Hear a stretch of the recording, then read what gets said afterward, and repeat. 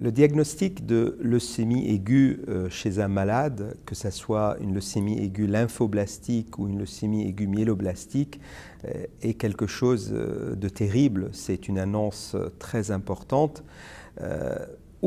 Après la suspicion de la maladie, il y a toute une série de tests qui vont être réalisés.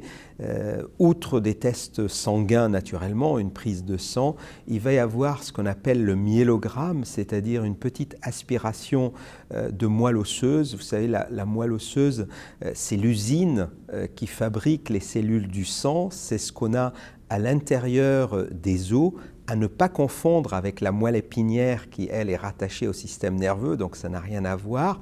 Donc avec un petit trocar, sous anesthésie locale, on va aspirer quelques gouttes de moelle osseuse qui vont être analysées.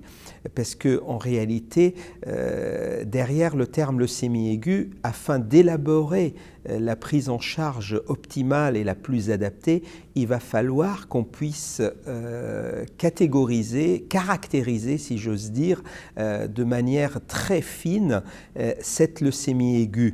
Et donc, il va falloir qu'on fasse une étude morphologique, c'est-à-dire il faut regarder au microscope les cellules qu'on aura aspirées de la moelle osseuse.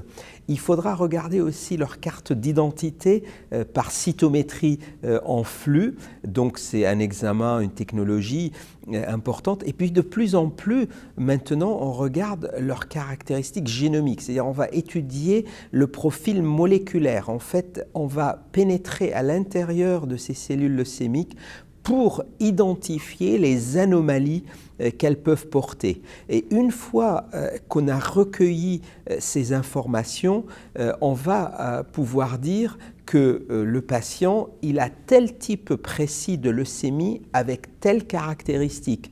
Et au regard de ces données-là, on va pouvoir décider de la suite de la prise en charge thérapeutique qui, bien entendu, tiendra compte aussi des caractéristiques du malade lui-même, de son âge, mais aussi de ses antécédents, de son histoire, de ses comorbidités.